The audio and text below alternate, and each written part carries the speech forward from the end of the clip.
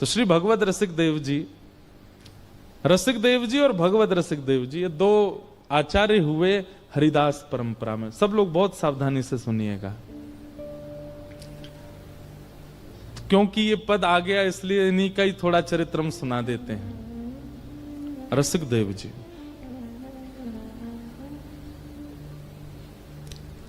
वृंदावन में एक स्थान है गोरीलाल कुंज। क्या नाम है? हम यहां जिस दिन आए उससे 2 दिन पहले ही वहां होली गाने गए थे, ठाकुर जी को सुनाने। महाराज जी ने बुलाया था तो 1-2 फाग गा के आए। गोरीलाल कुंज की एक बड़ी गोपनीय बात है जो बहुत कम लोगों को पता है, वो ये है कि वहां प्रिया प्रियतम दोनों युगल बैठे। इधर देखो सब लोग, बहुत सावधानी से सुनो। युगल बैठे हैं, ठाकुर जी यहां विराजते हैं दाहिनी ओर और बाम ओर में विराजती हैं किशोरी जी। अधिकतर मंदिरों में बाम अंगा में किशोरी जी विराजती हैं, पर गोरीलाल कुंज में अलग दर्शन है। गोरीलाल कुंज में दाहिनी ओर किशोरी जी वंशी हाथ में लेकर के, मुकुट पहन करके और ठाकुर जी की तरह पीतांबरी पहन के किशोरी जी खड़ी हैं, और बाम अंग में चुनरी ओढ़ करके नथनी पहन करके ठाकुर जी खड़े हैं। विपरीत श्रृंगार में प्रिया प्रियतम खड़े हैं, इसीलिए वहां कारेलाल नहीं है। क्या नाम है? गोरीलाल। लाल कैसे हैं?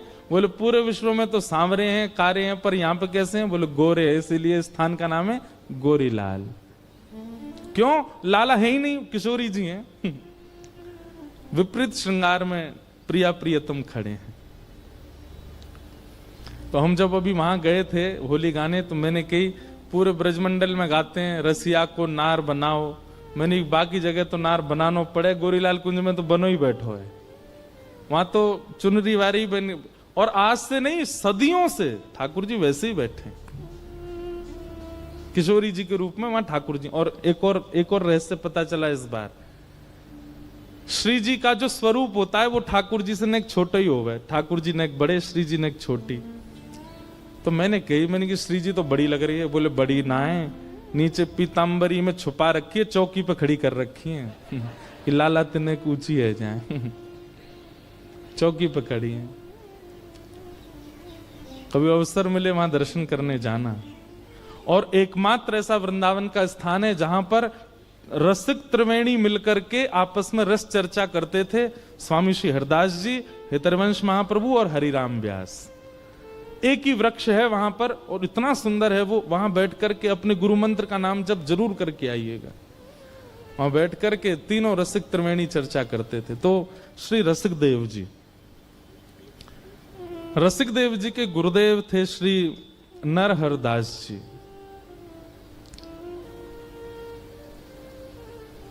नरहर दास जी श्री गोरीलाल कुंज, गोरीलाल ठाकुर जी की सेवा श्री नरहर दास जी करते थे।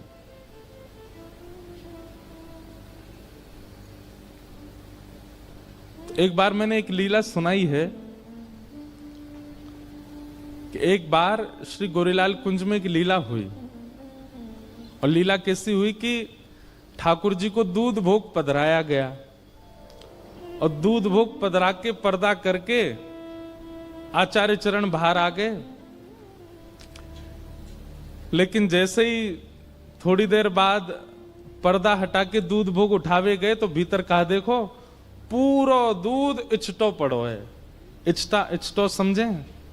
ऐसे जैसे पिचकारी से ऐसे पूरा ऊपर नीचे पीछे आगे सब जगह दूध फैला पड़ा है। और ठाकुर जी और किशोरी जी दोनों दूध में नभे हुए हैं, छोटी छोटी बिंदु उनके मुखमंडल पर। तो आचार्य चरण ने विचार किया, अरे है सके कि गर्भगृह में कोई चूहा आएगो होगो, कोई और जीव आएगो होगो, वाने दूध गिर दियो होगो, वही तो फैल गयो। ऐसा सोच के उन्होंने साफ सफाई सब व्यवस्थित किया, चले गए। लेकिन रात्रि में जब सोए तब ठाकुर जी ने वास्तविकता बताई। बोले कोई चूहा ना आयो तो का भयो? बोले किशोरी जी दूध में दूध भर के पी रही, और जैसे ही पी में सोई मोते कहें अरे या दूध में तो कुछ पड़ो है। ठाकुर जी बोले मुंह दिखाओ। तो ठाकुर जी देखें, अरे श्री जी हमें कछु ना है, पियो। श्री जी जैसी पीन लगे, फिर ना ना यहाँ में तो कुछ पड़ो है। ठाकुर जी झांक के देखें, अरे यहाँ में कछु ना है श्री जी, पियो। श्री जी फिर, अरे ना ना यहाँ में कछु पड़ो है। तो ठाकुर जी बोले, मोह तो दिखना रहो। बोले ये जब आप देखो तब ना दिखे, जब मैं पीवो शुरू करूं तभी दिखे। तो ठाकुर जी बोले रुको, आप मुख से लगाओ और मैं आपके गाल ते गाल छुपा के मैं देखूंगा काया में। तो जब किशोरी जी ऐसे पी रही तो ठाकुर जी यहां गाल से गाल लगा के वहां में झांक रहे हैं दूध में। तभी कहा देखो कि किशोरी जी की जो नत बेसर है वहां में एक लाल मणि लग रही है, वो चमक रही भीतर। ठाकुर जी बोले, अरे श्री जी आप तो बड़ी भोरी हो, या में कछु पड़ो ना है, ये आपकी नत बेसरी चमक रही है। तो या बात को सुनकर के श्री जी को इतनी जोर की हंसी आई कि पूरे मुंह पे धरो जो दूध हो वो उछट गए हो। तो लाल जी भी दूध में है गए, श्री जी भी दूध में है गई, पिछवाई दूध में है गई, वो सब दूध में है गए। और ये लीला स्वप्न में देखते ही आचार्य चरण रोने लगे। आहा, मैंने तो सोची कोई चूहा आएगा होगा भीतर, लेकिन पता चली यहां तो प्रिया प्रीतम की दिव्य लीला भी। बंधुओं, ये भी एक भक्ति भाव है। आपके ठाकुर जी की सेवा में अगर कुछ ऐसा होता है, जैसे कोई सामग्री गिरी पड़ी मिली या कुछ इधर उधर हुआ मिला, तो आप लोग विचार पहला यही करते हैं कि यहां चूहा ही होगा या कोई ऐसी वस्तु, कोई छोटा जीव आगे होगा। नहीं, भक्ति भावना यदि चित्त में विश्वास प्रगाढ़ होगा ना, तो वो ठाकुर जी की लीला ही हुई होगी, वो आपको उसका अनुभव हो जाएगा। तो नरहर देव जी गोरीलाल ठाकुर जी की सेवा करते थे और गोरीलाल कुंज के मुख्य अर्चक। कई सारे शिष्य थे उनके, उन्हीं शिष्यों में एक थे श्री रसिक देव जी, जिनका पद अभी हम लोगों ने गाया। तो नरहर देव जी के मन में आता तो था कि मैं गोरीलाल ठाकुर जी की सेवा रसिक देव को दे दूं, लेकिन उनके मन में आया कि पहले परीक्षा ले लूं, ये वास्तव में योग्य है कि नहीं सेवा के। बहुत सुंदर लीला है। तो नरहर देव जी ने क्या किया, अपने दूसरे शिष्य को बुलाया और कई 2-3 शिष्यों को बुला करके कहा, बोले सुनो, कल से तुम लोगों को एक अभिनय करना। अभिनय मतलब नाटक। कैसा नाटक? बोले जबरदस्ती की शिकायतें लेके आनी है रसिक देव की मेरे पास। कभी अपना कोई वस्त्र फाड़ देना और मुझसे आके शिकायत करना, रसिक देव जी ने फाड़ दिया। कभी कोई सामग्री गिरा देना, कह देना रसिक देव जी ने। तो सब बोले गुरुजी ऐसा क्यों? बोले जैसा हम कह रहे हैं वैसा करो, हमको परीक्षा लेनी है रसिक देव की।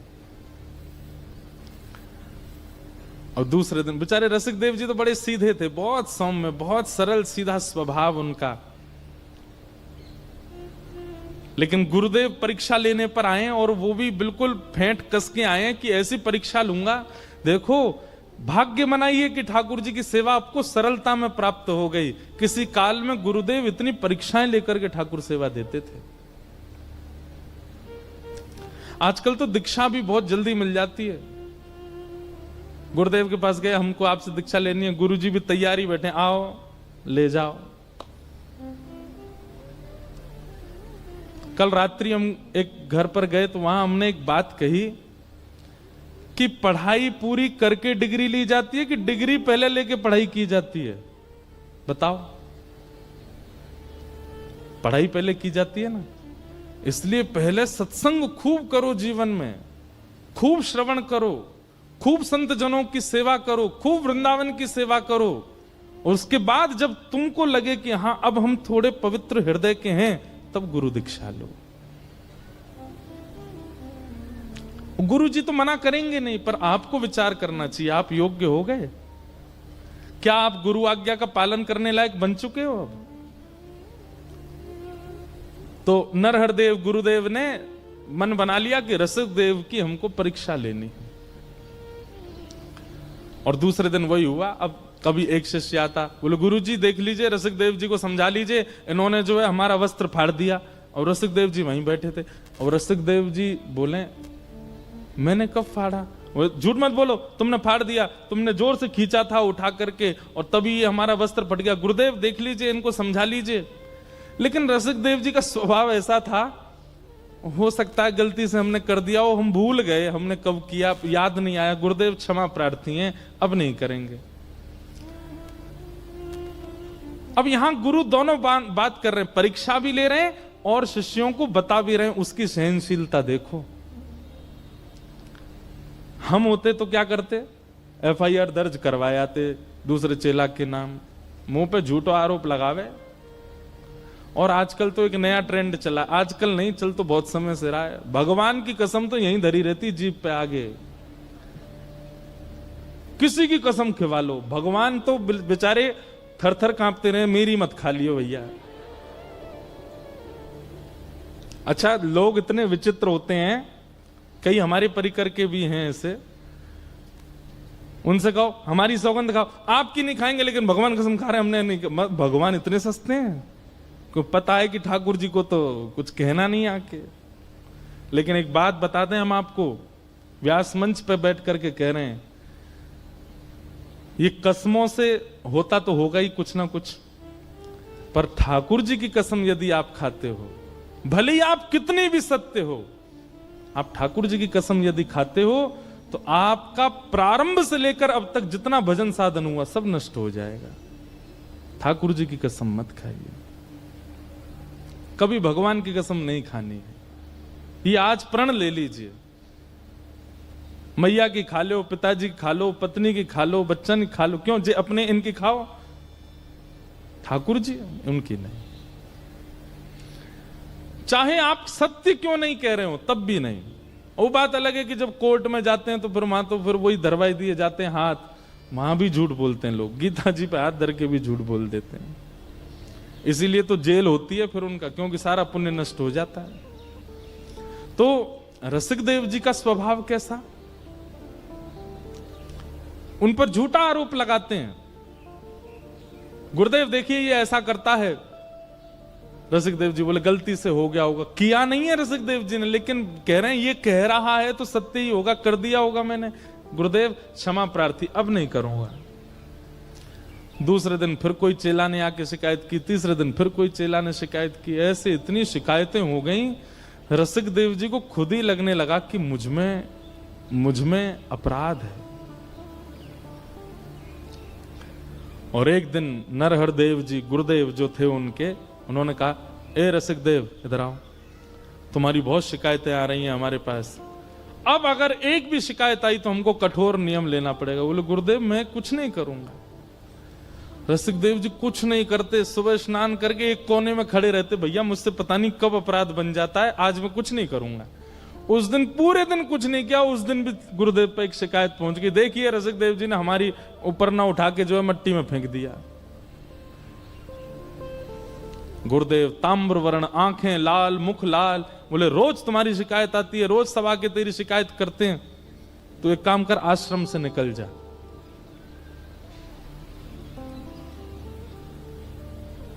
रसिक देव जी हाथ पैर कांप रहे हैं, रो रहे हैं, बोले गुरुदेव मैंने अपराध किया, उसका मुझे दंड आप आश्रम में ही दे दीजिए, लेकिन मुझे दूर मत कीजिए, मैं आपको देखे बगैर रह नहीं पाऊंगा। एक बार को प्रिया प्रियतम के नित्य दर्शन ना हो मुझे स्वीकार है, पर मेरे गुरुदेव मुझे ना दिखें ये मुझसे सहन नहीं होगा। गुरुदेव बोले सुन, हमारी आज्ञा मान और आश्रम छोड़ के चला जा, अभी जा।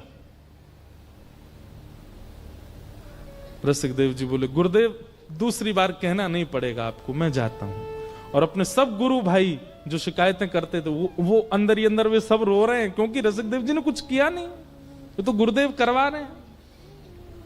सबसे क्षमा प्रार्थी हो गए, मुझे क्षमा कर देना गुरु भाई, मैंने जो किया मुझे क्षमा कर देना।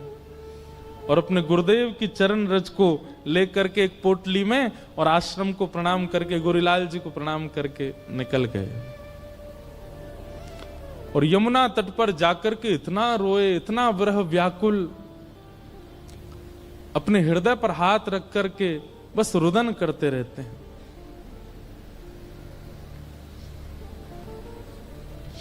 एक दिन, 2 दिन, 3 दिन बीत गए, भोजन अन्न जल कुछ ग्रहण नहीं किया।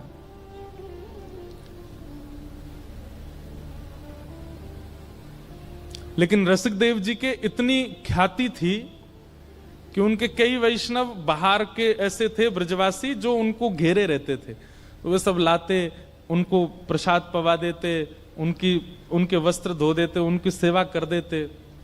पर रसिक देव जी व्याकुल पड़े रहते, मेरे गुरुदेव ने मुझे दूर कर दिया अपने से। नजरों से गिराना ना, चाहे जितनी सजा देना, नजरों से गिराना ना, चाहे जितनी सजा देना,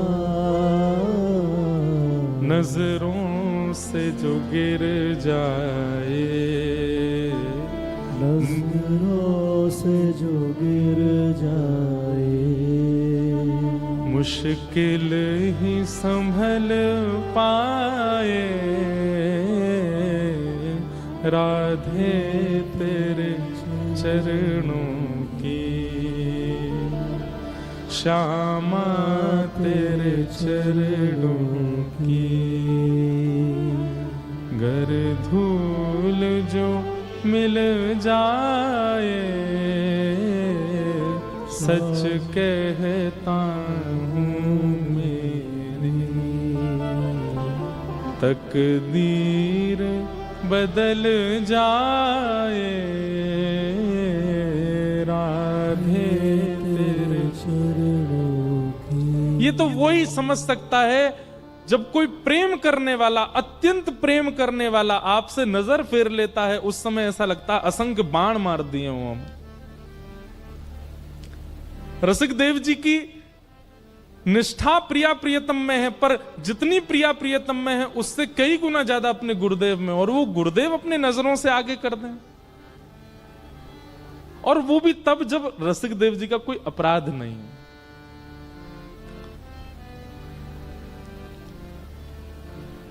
चले गए वृंदावन तट, यमुना तट पर बैठे हैं। कुछ दिन लगे उनको ठीक होने में, संभलने में। कुछ दिन बाद संभल गए, वृंदावन की परिक्रमा करते, रच का तिलक करते, यमुना जी को प्रणाम करते, अपना भजन करते, गुरुदेव का मानसी चिंतन करते, मन में चिंतन करते। लेकिन एक दिन इतनी व्याकुलता बढ़ गई, बिना गुरुदेव को देखे महीनों निकल गए हैं। तब उन्होंने अपने एक साथी को बुलाया और कहा, सुनो। बोले, एक सेवा करोगे? बोले, क्या? मेरा नाम मत लेना, पर तुम जाओ और गुरुदेव से जाके निवेदन करो कि गुरुदेव स्नान करने के बाद जो उनके पुराने वस्त्र होते हैं ना, वो तुम्हें दे दिया करें। तुम ऐसा कहना कि तुम धो के सुंदर उनको इत्र आदि लगा करके स्वच्छ करके गुरुदेव को दे दोगे, पर तुम लाके मुझे दे दिया करना। मुझे एक सेवा तो गुरुदेव की मैं यहां बैठे बैठे करूं। वो व्यक्ति गया और नरहरदेव जी से जाके निवेदन किया, गुरुजी हमारी प्रार्थना है कि आपके जो वस्त्र हैं वो धोने की सेवा हमारे परिवार को मिले। नरहरदेव जी बोले, अरे तो इसमें क्या बात, ठीक है, कल से हम तुमको दे दिया करेंगे। सब लोग इधर देखो, पीछे वाले कुछ होता है वहीं देखने लगते हो, इधर देखो, इतने बढ़िया चरित्र चल रहा है, सुनो। तो अब वो व्यक्ति गया और नरहरदेव जी गुरुदेव के जितने वस्त्र होते थे ला करके रसिक देव जी को दे देते। रसिक देव जी पहले तो गुरुदेव के वस्त्रों को लेते, फिर उनको प्रणाम करते, फिर उनकी सुगंधी लेते, उन्हीं को वंदन करते, उन्हीं से लिपट लिपट के रो लेते, मेरे गुरुदेव के वस्त्र हैं। और फिर उसके बाद सुंदर जल से उनको स्वच्छ करते, सुखाते। वही उनकी सेवा, नाम जप और गुरुदेव के वस्त्र धोना, यही उनकी सेवा थी। गुरुदेव के 2 वस्त्र हैं, ऊपर का कुर्ता, नीचे की धोती, यही युगल सरकार मान लेते, इन्हीं की ऐसी आराधना करते। और उसमें बढ़िया इत्र लगा करके स्वच्छ बिल्कुल सीमित वो करके उसको भिजवा देते। नरहरदेव जी को बड़ा सुख मिलता, उनका भजन में और सुख बढ़ने लगा। वो वस्त्र धारण करते प्रिया प्रियतम के प्रति और भाव बढ़ने लगा उनका। जब अपना भाव बढ़ता देखा ठाकुर जी के प्रति, 2-4 दिन में उनको लगा इतना प्रेम पिछले बीते सालों में मुझे ठाकुर जी से नहीं हुआ, कि जब से ये वस्त्र धो के लाने लगा मेरा प्रेम ऐसा अटूट हो गया ठाकुर जी से। एक दिन उसको बुलाया, बोले इधर आ, वो वस्त्र तू ही धोता है? जी गुरुदेव। झूठ मत बोलना, अगर तेने झूठ बोला तो मैं श्राप तो नहीं दूंगा, लेकिन गुरुदेव के सामने झूठ बोलेगा तेरा भजन नष्ट हो जाएगा। वो घबरा गया, बोले गुरुदेव मैं नहीं धोता हूं, क्षमा, धृष्टता क्षमा करें। आपके परम रसिक शिष्य श्री रसिक देव जी वो यमुना तट पर बैठे, आपने उनको दूर कर दिया गुरुदेव, वो बहुत रोते हैं आपकी व्याकुलता में, वो आपके वस्त्र धोते हैं, मैं आपसे वस्त्र लेके वहां चला जाता हूं, वो धोते हैं, वो आपके युगल वस्त्रों को युगल मान करके पूजा करते हैं, सेवा करते हैं, इत्र लगाते हैं, धोते हैं, सुखाते, फिर भेजते हैं। नरड़ देव जी के नेत्र बंद हो गए, नेत्रों में आंसू आ रहे हैं, क्योंकि इतना प्रेम ठाकुर जी के प्रति किसी सामान्य की सेवा से नहीं हो सकता। शिष्य की सेवा से भी गुरु का प्रेम बढ़ता है। लोग कहते हैं गुरु पहलवान, गुरु मेहरबान तो चेला पहलवान, पर कभी कभी चेला पहलवान हो ना तो गुरु पर भी ठाकुर मेहरबान होते हैं। शिष्य अपना शिष्यत्व तो देखे। लेकिन नरहरदास जी ने अपने चेहरे, अभी परीक्षा पूरी नहीं हुई और महाराज उतार करके वस्त्र उसके मुंह पर मार दिए। बोले सुन, लेकर के जा और उसके मुंह पर मार करके बोलियो अभी तो आश्रम से निकला, मेरी आज्ञा है वृंदावन छोड़ के चला जाए, छोड़ दे वृंदावन।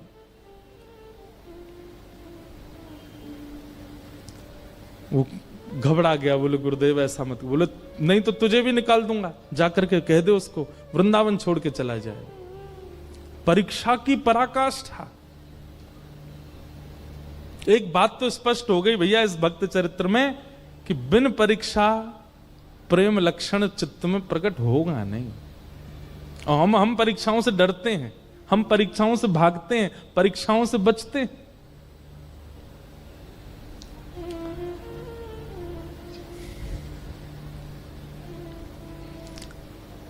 अब वो जो रोज गुरुजी के वस्त्र लाता था, आज वो रोता रोता रसिक देव जी तो प्रतीक्षा करते थे गुरुदेव के वस्त्र आ रहे होंगे, बड़े व्याकुल दौड़ करके आधे रास्ता में बोले आज तुम खाली आता है, वस्त्र नहीं लेकर के आए गुरुदेव के।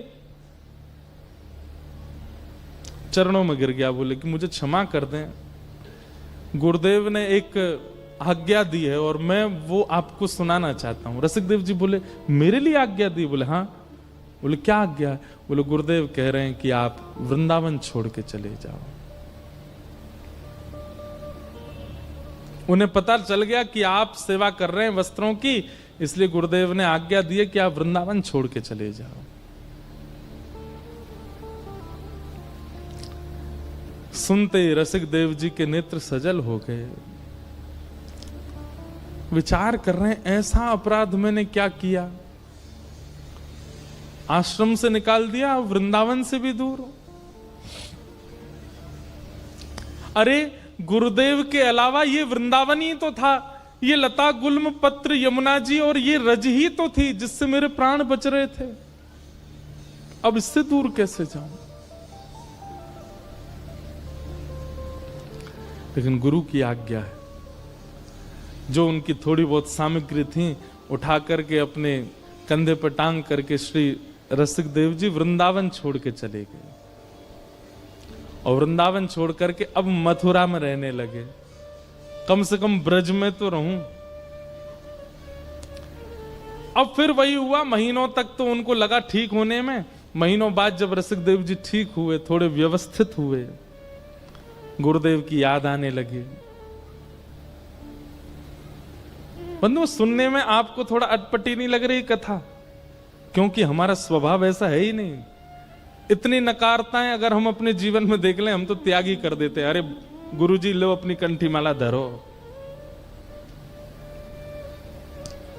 पर संबंध वो अच्छा जिस संबंध में हमारा सामने वाला चाहे जैसा हो हम उसका त्याग ना करें। संबंध वो अच्छा।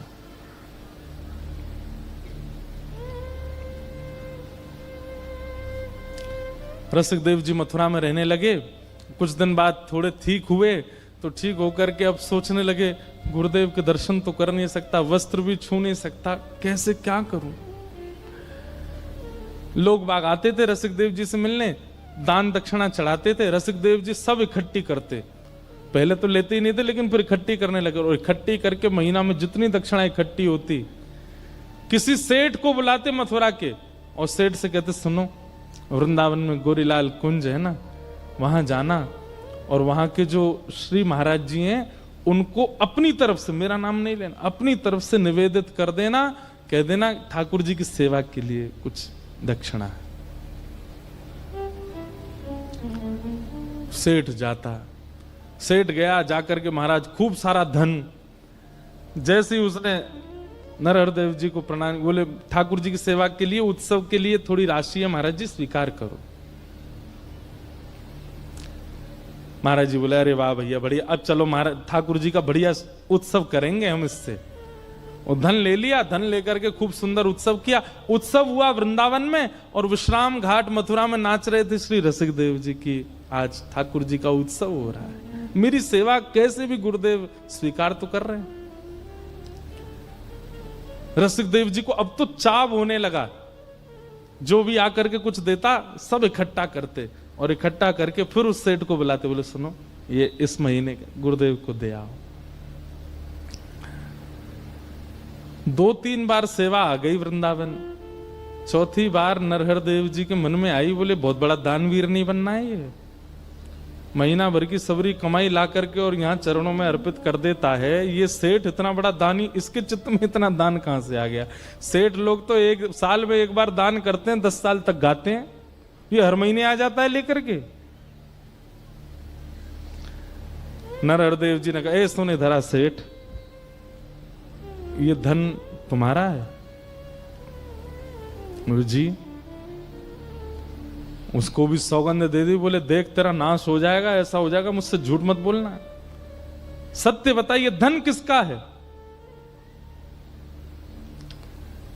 सेठ जी घबरा गए, बोले आपके शिष्य श्री रसिक देव जी वो मथुरा में हैं, महीना में जितने उनके पास शिष्यगण आते हैं जो भी कुछ चढ़ाते हैं सब इकट्ठी करके मेरे हाथ भिजवा देते हैं।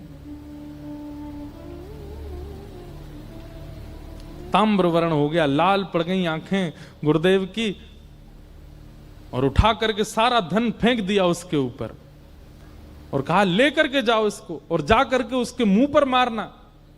उसको आश्रम से निकाल दिया, वृंदावन से निकाल दिया, अब भी पीछा नहीं छोड़ता है, कुछ ना कुछ करके यहां भेजता रहता सामग्री, क्या दिखाना चाहता है। और उसको आज्ञा देना यदि गुरु के प्रति निष्ठा रखता है तो अब ब्रज छोड़ के चला जाए।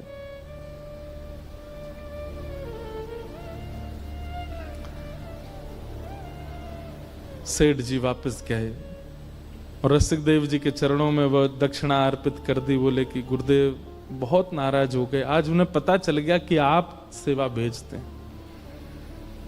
और उन्होंने आज्ञा की है कि आज सूर्यास्त होने से पहले पहले ब्रज छोड़ के चले जाओ।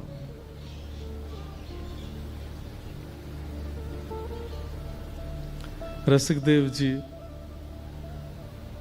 व्याकुलता की पराकाष्ठा पार हो गए, अपनी सामग्री सब उठाई और तुरंत निकल गए वृंदावन ब्रज छोड़ करके। और ब्रज छोड़ करके अपने जन्म स्थान बुंदेलखंड के पास मध्य प्रदेश में पहुंच गए और वहीं रहने लगे। अब ना तो सेवा कर पाते हैं ना सेवा पहुंचवा पाते हैं, कुछ नहीं करते, केवल वहां बैठे बैठे मानसी में गुरु का स्मरण करते हैं नित्य, अपने गुरुदेव का त्याग नहीं किया। नित्य मानसी में प्रिया प्रियतम और प्रिया प्रियतम के चरणों में बैठे गुरुदेव और इन तीनों की उपासना करते हैं श्री रसिक देव जी महाराज। अब तो वर्षों बीत गए, वृंदावन देखा भी नहीं रसिक देव जी ने। कुछ वर्ष बाद श्री नरहर देव जी बुंदेलखंड यात्रा पर गए और जैसे ही बुंदेलखंड यात्रा पर गए तो पूरे बुंदेलखंड के वैष्णव समाज इकट्ठा हो गया, सबने खूब स्वागत किया। इतने बड़े रसिक संत आए हैं वृंदावन से। कुछ लोगों ने जाकर के श्री रसिक देव जी से कहा, बोले आपके गुरुजी आए हैं बुंदेलखंड, आप वृंदावन नहीं जा सकते, आपको अधिकार नहीं है, कम से कम यहां उनका दर्शन कर लीजिए। वो नगर भ्रमण पर निकले हैं, आप बाहर आ जाइए ना, हम लेके चलते हैं, आप दूर खड़े होकर ओट में से दर्शन कर लेना। रसिक देव जी रोने लगे, हाथ पांव चलाने लगे, बोले मेरा मन तो बहुत है कि मैं गुरुदेव को एक बार देख लूं, लेकिन मुझे भय इस बात का, कहीं उन्होंने मुझे देख लिया तो वो प्रसन्न मुद्रा में होंगे, हंस रहे होंगे, कहीं मुझे देख करके उदास ना हो जाएं, दुखी ना हो जाएं, मेरे मुख से कहीं उनके चित्त पर मलिनता ना आ जाए। सुनो, तुम जाओ और गुरुदेव को देखना, उनकी रूप माधुरी का दर्शन करना, और उनके नेत्र कैसे लग रहे हैं, नासिका कैसी, कान कैसे, चरण कैसे, और जो वो चल के चले जाएं उनकी रज लिया ना। ऐसी गुरु निष्ठा ये केवल सुन लीजिए, आज तो देखने में मिल भी नहीं सकती। हम जब जाते हैं तो सब हमको प्रणाम करते हैं, जय श्री कृष्ण करते हैं, वहां जाते हैं सब वैष्णव खड़े हो गए, कोई कुछ लाते हैं, कुछ इतना सब स्नेह देते हैं, पर बुरा नहीं मानिएगा। कल कोई यहां पर आकर के कहते महाराज जी कल रात को पी रहे थे, तो आप लोग एक क्षण नहीं लगाओगे, भले ही वो बेचारा ये कहना भूल जाए कि चाय पी रहे थे, इतने में ही आपकी निष्ठा नष्ट हो जाएगी। ये संसार का स्वरूप है। मैं और आप तो आज इस स्थिति में कि हम केवल ये 4 घंटा बैठ के चर्चा कर लें, इतना ही बहुत है, इसके अलावा हमसे कुछ होना नहीं है। हम यहां से जाके भी कुछ गलती करेंगे और यहां आते हैं तब भी कुछ गलत करके ही आते हैं। ये रसिक देव जी की निष्ठा, ऐसी निष्ठा जीवन में नहीं आ सकती हमारे चित्त में। अपने परिकर से बोलते हैं जाओ, गुरुदेव के नेत्र कैसे हैं, गाल कैसे हैं, कान कैसे, नासिका कैसी, और जब वो चल के चले जाए ना, उनकी चरण रज लिया ना, मुझे बताना। परिकर जाता है, आकर के बताता, बोले गुरुदेव के बाल थोड़े से पक गए, गुरुदेव के नेत्र ऐसे हैं, गुरुदेव थोड़े वृद्ध हो गए, धीमे धीमे चलते हैं। सुन करके श्री रसिक देव जी रोने लगे, और रज जैसे ही आई माथे से लगाई, कंठ पर लगाई, मुख में धारण कर ली, मेरे गुरुदेव के श्री चरणारविंद चित्त से लगा करके पूरी रात चिंतन करते रहे। अब तो रसिक देव जी की ऐसी स्थिति हो गई कि रसिक देव जी अपनी कुटिया में बैठते हैं और नेत्र बंद करके अपने गुरुदेव का स्मरण करते हैं। वहां गुरुदेव के साथ क्या घटना होती है वो रसिक देव जी को यहां बैठे बैठे दिखने लग जाता है। एक दिन बुंदेलखंड यात्रा पर रात में गुरुदेव स्नान करने के लिए ब्रह्म मुहूर्त में निकले, तो उस समय पे प्रकाश के लिए टॉर्च तो होती नहीं थी, तो दिया हाथ में लेकर के गुरुजी जा रहे थे, हवा जोर की चली, दिया बुझ गया, और दिया जैसे बुझा तो एक वृक्ष की टहनी थोड़ी नीचे थी, वो गुरुदेव के माथे पर लग गई, और जैसी लगी यहां ब्रह्म मुहूर्त में श्री रसिक देव जी अपनी कुटिया में रोने लगे और माथा पकड़ करके कहने लगे, अरे कोई जाओ, मेरे गुरुदेव के माथे पर लगी है, अभी अभी एक टहनी लगी है। रसिक देव जी के परिकर ने उनका हाथ जैसे दूर किया तो चोट लगी गुरुदेव को, पर रक्त निकला श्री रसिक देव जी के। ऐसी स्थिति।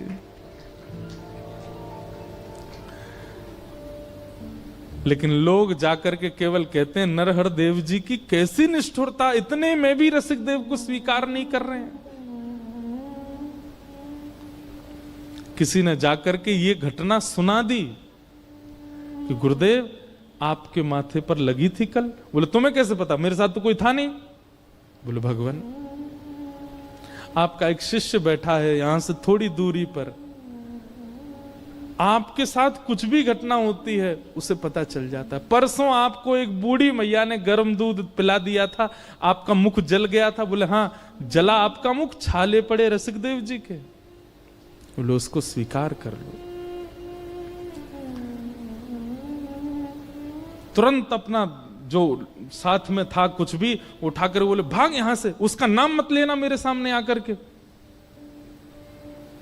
अब तो रसिक देव नरहर देव जी के संग रहने वाले जो और शिष्य थे ना, उन सबको लगने लगा हमारे गुरुदेव की बुद्धि को क्या हो गया है। स्वयं कह करके उसकी शिकायतें करवा दी, हम लोगों से झूठी झूठी शिकायतें सुन करके उसको निकाल दिया, आश्रम से निकाला, वृंदावन से निकाला, ब्रज से निकाला, और अब भी उसको स्वीकार नहीं कर रहे हैं। ये चाहते क्या है? और इतने क्रोध में आ गए रसिक देव जी का नाम सुनते ही, तुरंत शिष्यों से बोला अभी वृंदावन चलो, अब नहीं रहना यहां पर। शिष्यों में से भी कई लोगों ने कहा, बोले गुरुदेव ऐसा स्वभाव आपका पहले तो नहीं था, आप ये किस प्रकार का व्यवहार कर रहे हैं रसिक देव? बोले मुझे मत सिखाओ, चलो यहां से। बड़े बड़े संतों ने, बड़े बड़े आचार्यों ने, बड़े बड़े भक्तों ने जाकर के नरहर देव जी से कहा कि रसिक देव को स्वीकार कर लो, पर उन्होंने नहीं किया। ऐसी परीक्षा तो किसी गुरु ने नहीं ली। नरहर देव जी वापस वृंदावन आए, और वृंदावन में जैसे ही गोरीलाल जी की सेवा में पहुंचे, तो अब तक तो और बालक सेवा कर रहे थे, आज जैसे ही आप स्वयं सेवा में गए तो आपने क्या देखा?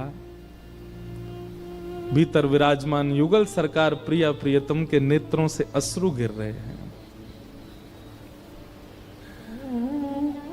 नरहर देव जी ने तुरंत पर्दा किया, चरणों में गिर गए, बोले सरकार जय जय, आप क्यों रुदन कर रहे हैं? सेवा में कोई चूक हो गई, रसोई सिद्ध नहीं हो रही, आपके श्रृंगार में कोई कमी हो रही है, आप क्यों रुदन कर रहे हैं सरकार? प्रिया प्रियतम सचल हो गए उनके सामने, और किशोरी जी आज्ञा देकर के कहने लगी, बोले अब हमसे ये देखा नहीं जा रहा है, अब परीक्षा की पराकाष्ठा कर रहे हैं आप। इतनी परीक्षा तो कभी श्याम सुंदर नहीं लेते, इतनी परीक्षा की भावना तो कभी किसी देव चित्त में नहीं आती, जितने कठोर हृदय से आप रसिक देव की परीक्षा ले रहे हैं। हमारी आपसे प्रार्थना है, रसिक देव को अब स्वीकार कर लो। नरहर देव जी उठ करके नृत्य करने लगे, बोले मैं बस इसी की प्रतीक्षा कर रहा था कि आप कहो कि उसको स्वीकार करो। मुझसे सबने कहा, आचार्यों ने कहा, शिष्यों ने कहा, पर मैं रसिक देव की भक्ति आपके मुख से सुनना चाहता था। मेरे शिष्य की पराकाष्ठा, मेरे शिष्य का प्रेम कोई और मुझसे कहे, मुझे उसमें रुचि नहीं थी। मैं चाहता था कि प्रिया प्रियतम स्वयं एक दिन प्रकट होकर के कहेंगे कि रसिक देव जैसा शिष्य इसको स्वीकार करो, तब स्वीकार करो। ये परीक्षा इसी के लिए कर रहा था कि आप बोलो। आज नरहर देव जी का एक अलग रूप दिखा, जो इतने निष्ठुर, इतने कठोर हृदय के बन गए थे पिछले कुछ वर्षों में, आज वो द्रवित हृदय, इतने दिन का भरा था हृदय में, नेत्रों से अविरल अश्रुधार गिर रही है, और अपने सब शिष्यों से कहने लगे, मेरे प्राण, मेरे जीवन, मेरे अत्यंत प्रिय रसिक देव को कोई लेकर के आओ।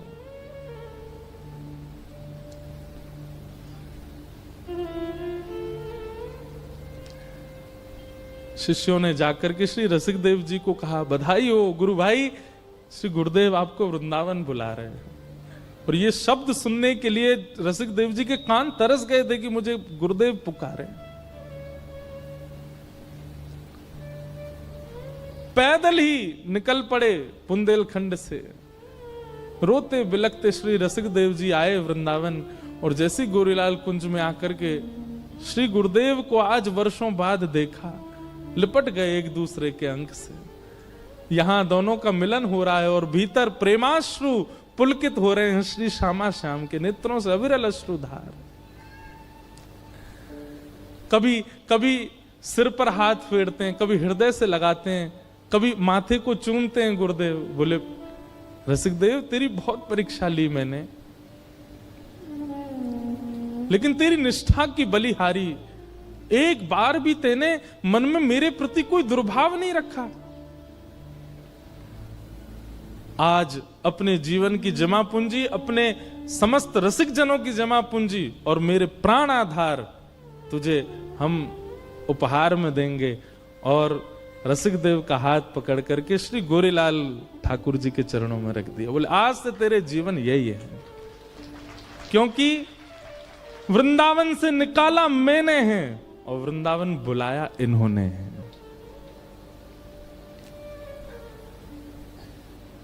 मैं तुझे वृंदावन बुलाऊं ये मुझ तक सीमित होता। गुरु तो कृपा कर देता है, शिष्यों पर बुला लेता है, पर मैं तो चाहता था मेरे रसिक देव को प्रिया प्रियतम बुला, और इन्होंने कहकर के बुलाया कि रसिकदेव को बुलाओ, आज से यही तेरे सर्वस्व। ऐसे श्री रसिकदेव वही गाते हैं, भाग्य बनो वृंदावन पायो, भाग्य बनो वृंदावन पायो।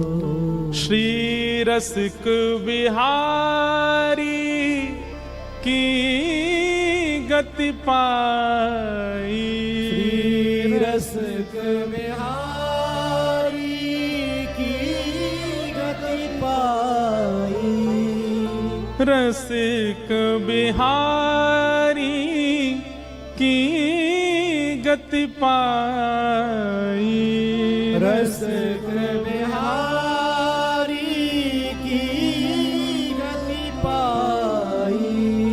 धन धन लोक कहायो,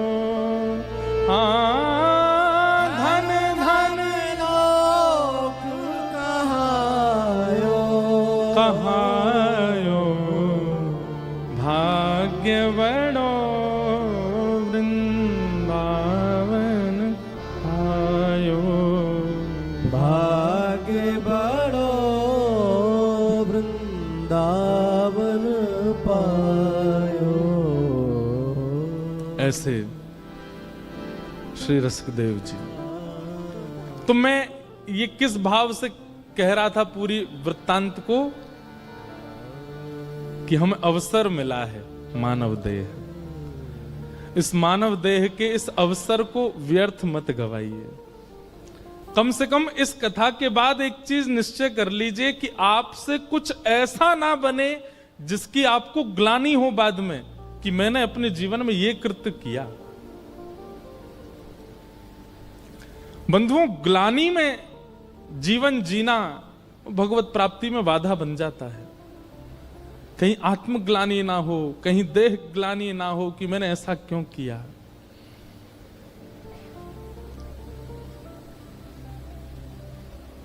ये तो थी रसिकदेव जी की वाणी, लेकिन एक भाव हमारे लाल जी ने लिखवाया है वृंदावन के प्रति कैसा होना चाहिए। राधिका रानी जी, वृषभानु दुलारी जी, राधिका रानी जी, वृषभानु दुलारी जी, राधिका रानी जी, वृषभानु दुलारी जी, राधिका रानी। इतनी संख्या में बैठे और आवाज ऐसी आती है चैटी से, आप लोगन को सिखाना पड़ेगा। 80 पंजाबी यहाँ दे आचार्य हैं। हमारे पिताजी कहते हैं हम पंजाबियों के आचार्य हैं, कथा सुनावे आए हैं। इतनी संख्या में बैठे हो और अभी यहाँ पे कोई और ऊधमबाजी आ रही होती, इतनी जोर से गा रहे होते आप। अरे किशोरी जी को नाम है, उन्माद भाव से गाओ, करताल बजा के। राधिका रानी जी, वृषभानु दुलारी जी, राधिका रानी जी, वृषभानु दुलारी जी। हो सुन लो अर्ज हमारी हमारी, रहूं ब्रज रज को उपास उपासी, रहूं ब्रज रज को हे उपासी, रहूं ब्रज रज को उपासी उपासी, रहूं ब्रज रज को। आओ ओ राधिका रानी जी, वृषभानु दुलारी जी, राधिका रानी जी, वृषभानु दुलारी जी। हो सुन लो अर्ज हमारी हमारी, रहूं ब्रज रज को पासी उपासी, रहूं ब्रज रज को हे उपासी, रहूं ब्रज रज को पासी उपासी, रहूं मंगला उठ यमुना जी जाऊं, मंगला उठ यमुना जी ओ मंगला उठ यमुना जी जाऊं, मंगला उठ यमुना जी ओ प्यारे राधा वल्लभ के दर्शन पाऊं, राधा वल्लभ के दर्शन ओ प्यारे राधा वल्लभ के दर्शन पाऊं, राधा वल्लभ के दर्शन कीरत सुत प्यारी जी बरसाने वारी जी, कीरत सुत प्यारी जी बरसाने वारी जी ओ हरिवंश दुलारी जी, ओ कृष्ण प्यारी जी, हरिवंश दुलारी जी, हाँ कृष्ण प्यारी जी ओ सुन लो अरज हमारी हमारी, रहूं ब्रज रज को पास उपास, रहूं ब्रज रज को हे उपास, रहूं ब्रज रज को पास उपास, रहूं ब्रज रज को आओ हे राधिका रानी जी, वृषभानु दुलारी जी, राधिका रानी जी, वृषभानु दुलारी जी ओ सुन लो अरज हमारी हमारी, रहूं ब्रज रज को पास पास, रहूं ब्रज रज को हाँ उपास, रहूं ब्रज रज को पास उपास, रहूं ब्रज रज बोलो वृषभानु दुलारी की।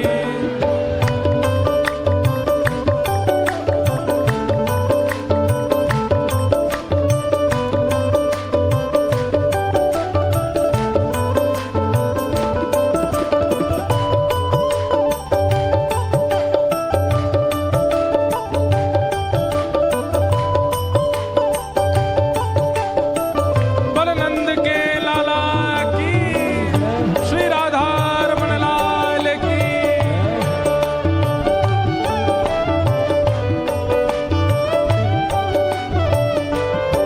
तो तीन नियम बताए गए हैं ब्रज के यहाँ पर। सबसे पहले तो मंगला उठ यमुना जी जाऊं, और यमुना जी को प्रणाम करते सीधे फिर मंगला दर्शन किसके करो? श्री राधा वल्लभ लाल जी के।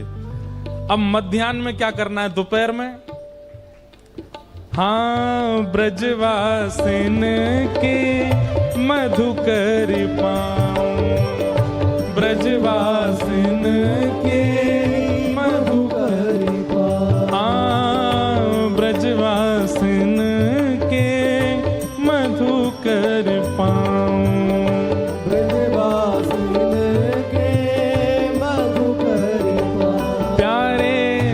राधा रमण संग नैन मिलाऊं, राधा रमण संग नैन प्यारे, राधा रमण संग नैन मिलाऊं, राधा रमण संग नैन मिलाऊं।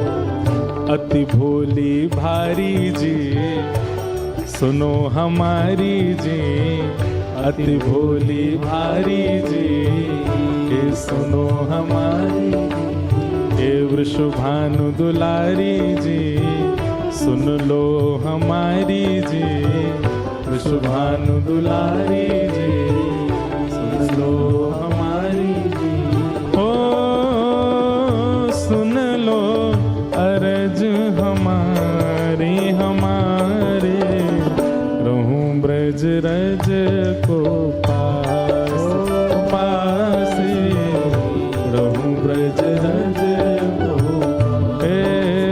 पासे रहूं ब्रज रज को पासे पासे रहूं ब्रज रज को आओ राधिका रानी जी वृषभानु दुलारी जी राधिका रानी जी वृषभानु दुलारी जी ओ सुन लो अरज हमारी हमारी रहूं ब्रज रज को पास पासे रहूं ब्रज रज को पासे रहूं ब्रज रज को पासे पासे रहूं ब्रज रज को। पहलो नियम मंगला उठवे को राधा वल्लभ जी दर्शन को, दूसरो नियम ब्रजवासी की मधुकरी और श्री राधा रमण दर्शन को। और फिर शाम को क्या करना है? दोपहर में तो मंदिर बंद है जाए तो तब क्या करोगे? रसिक जनन की सेवा पाऊं रसिक जनन की सेवा सब ब्रजवासिन की सेवा पाऊं सब ब्रजवासिन की और सेवा हो प्यारे कुंज बिहारी संग नेह लगाऊं कुंज बिहारी संग नेह प्यारे कुंज बिहारी संग नेह लगाऊं कुंज बिहारी संग ऊंचे महलन वारी जी सुनो हमारी जी ऊंचे महलन वारी जी ओ सुनो हमारी जी ओ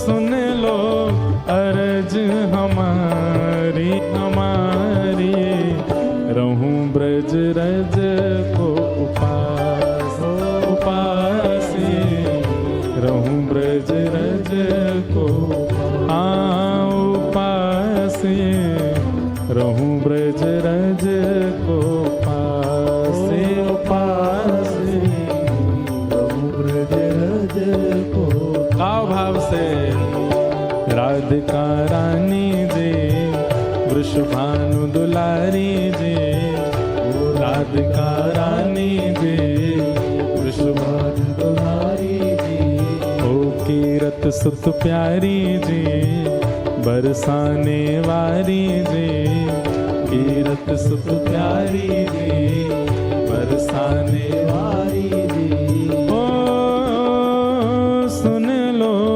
अरज हमारी हमारी रहूं ब्रज रज को पासे उपासे रहूं ब्रज रज को उपासे रहूं ब्रज रज को पासे पासे रहूं ब्रज रज को बोलो वृषभानु के जमाई की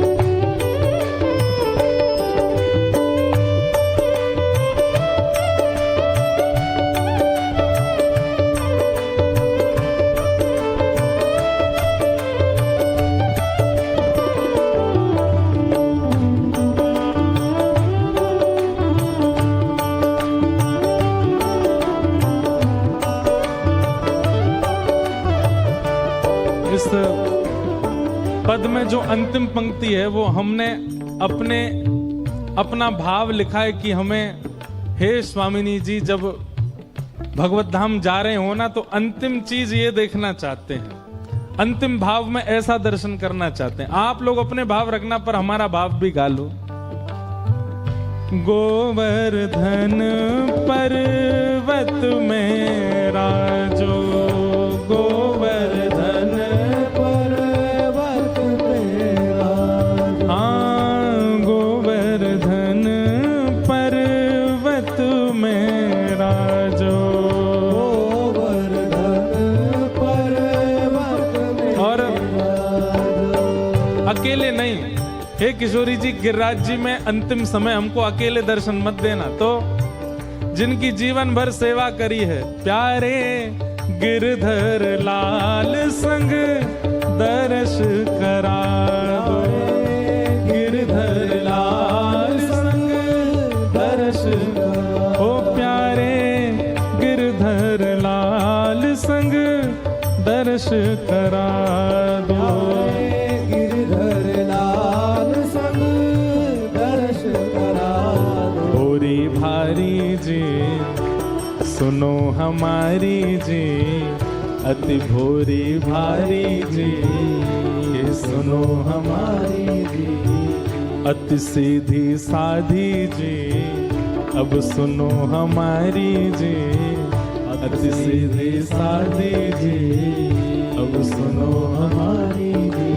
ओ सुन लो अरज हमारी, हमारी रहूं ब्रज रज को पास, ओ पास रहूं ब्रज रज को, हे उपास रहूं ब्रज रज को पास, उपास रहूं ब्रज रज को। गाओ।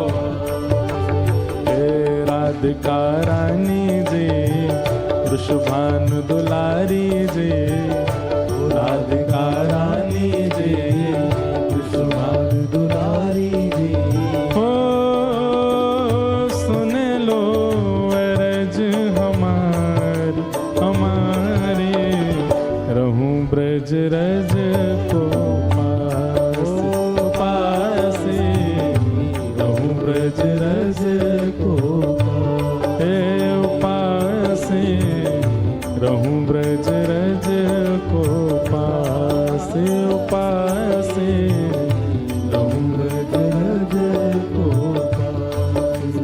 हो वृषभानु की किशोरी सुन गैया हूते भोरी, वृषभानु की किशोरी सुन गैया हूते भोरी। हो वृषभानु की किशोरी सुनी गैया हूते भोरी, वृषभानु की किशोरी सुन गैया हूते भोरी। अरे प्रीत जान के हूँ थोड़ी तोहे राखेगी शरण, प्रीत जान के थोड़ी तोहे राखेगी शरण। हाँ, प्रीत जान के हूँ थोड़ी तोहे राखेगी शरण।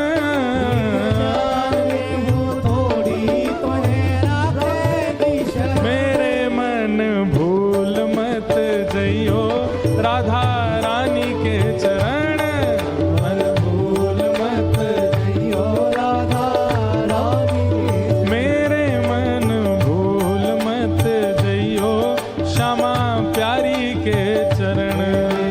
भूल मत जइयो श्यामा प्यारी के चरण। देखो अमृतसर वाले बैठे हैं सब यहाँ पे, ये देखो वृंदावन वाले, ये तो सिद्ध है गए अमृतसरी हैं सबरे, खड़े ही ना हूं मैं, ने तालियों ना बजा में। अरे भुजा उठाओ प्रेम से, हो राधा रानी के चरण, महारानी के चरण, राधा रानी के चरण, महारानी के चरण। श्यामा प्यारी के चरण, वृषभानी के चरण, श्यामा प्यारी के चरण, भानु दुलारी के चरण।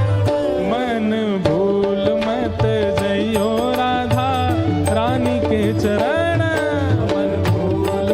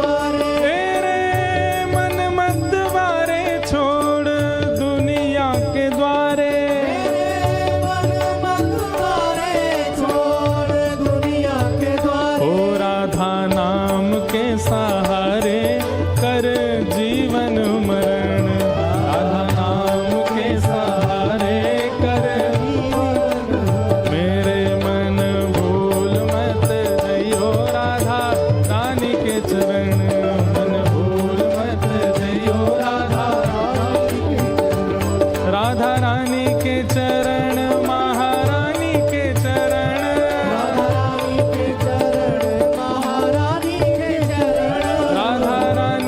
चरण राधा रानी के चरण महारानी के चरण महारानी के चरण मन भूल मत जइयो राधा रानी के चरण भूल मत जइयो राधा रानी के चरण जय राधे राधे राधे राधे श्री राधे राधे राधे राधे वृषभानु दुलारी राधे राधे श्री कृष्ण प्यारी राधे राधे वृषभानु दुलारी राधे राधे बरसाने वारी राधे राधे अति भोरी भारी राधे राधे जय राधे राधे राधे राधे श्री राधे राधे राधे राधे जय राधे राधे राधे राधे जय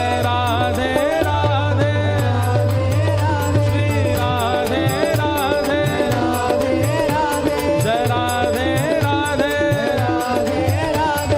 बरसाने में गोवर्धन में वृंदावन में अमृतसर में सब मिल गावे भाव से गावे सब मिल गावे राधे राधे जय राधे राधे जय राधे राधे जय राधे राधे श्री राधे राधे जय राधे राधे जय राधे राधे जय राधे राधे जय राधे राधे श्री राधे राधे जय राधे राधे जय राधे राधे श्री राधे राधे जय राधे राधे श्री राधे राधे जय राधे राधे जय जय श्री राम जय जय श्री राम जय जय श्री राम